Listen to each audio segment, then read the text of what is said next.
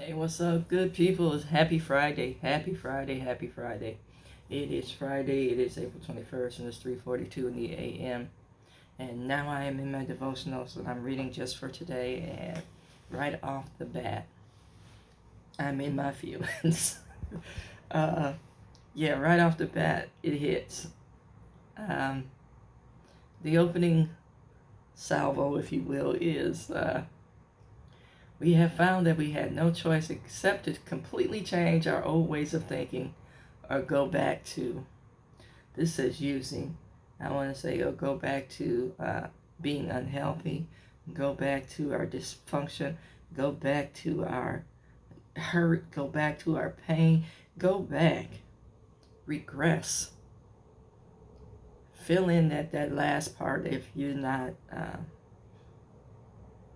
an addict, or if you're not actively using or active in an addiction.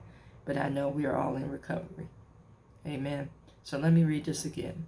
We have found that we have no choice except to completely change our old ways of thinking or go back or regress. This is to using, but you know your dysfunction. You do. And to pretend that you don't is a whole nother statement in and of itself. It says, many of us find that our old way of thinking were dominated by fear. For me, yes, absolutely. And it's not fear of a person. It's insecurity, that feeling of not being good enough, that feeling of I want to say emptiness or lack of reciprocity. Now I just talked about reciprocity, so I don't expect monetary. I don't expect gifts. I expect something completely different. I expect loyalty and presence. Not in gifts, presence as in time. Those are my expectations. And, people want to substitute or want you to accept their substitute of gifts and money. They can give you everything but being present. They can give you anything and everything but time. Not even time for a thought. Let's keep this real. I listened to Pastor Flowers when he was talking about discernment and reciprocity. And, stop expecting you from other people. And to examine why that is even present in you. Amen. So, let me get back to this. Many of us find that our old way of thinking were dominated by fear. We were afraid that we wouldn't be able to get this is drugs, or there wouldn't be enough. We wouldn't be able to get our fix of whatever.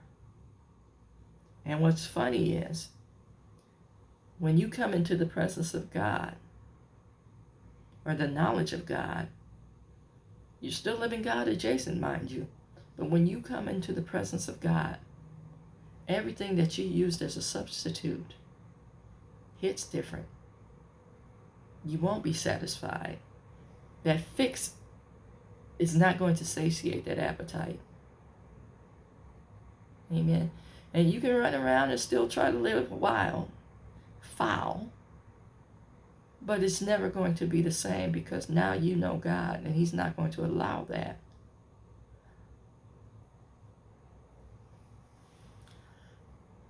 It says we fear discovery, arrest, and incarceration.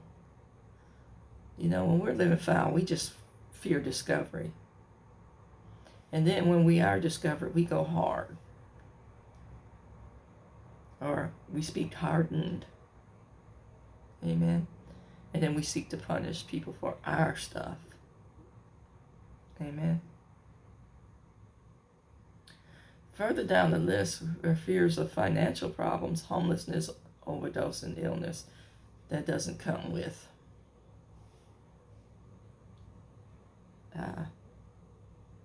That only comes with addiction. Let me say that stuff only comes with addiction. But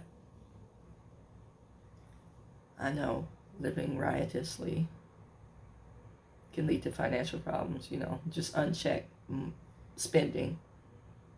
But you're looking to sublimate this inner need for something, so you're spending. I know during COVID, Amazon was my best friend. Homelessness, if you spend your money foul and reckless, that's a real possibility. Or if you're living from paycheck to paycheck, that's a real possibility. Overdose, no, in my statement, I relegated that to drug use. But we can overdose on whatever it is that we're using. I eat too much, which could lead to health problems. I sleep around too much, which just emotional infidelity leads to all kinds of warped and twisted thinking, and so does promiscuity. Leads to all kinds of warped and twisted thinking. And I want to tell you, those two things are intense strongholds to break. And the enemy definitely has his clutches deep in those two things. Illness is a result of all this. All this. Too much of anything is a bad thing. It's funny. So a while back, they had a radio contest some years back, how much water you can drink and hold off going to the restroom. Somebody died from a water overdose. They didn't think it was such a thing. And withholding bodily functions can lead to organ damage. People didn't think about that either. Oh, this is fun.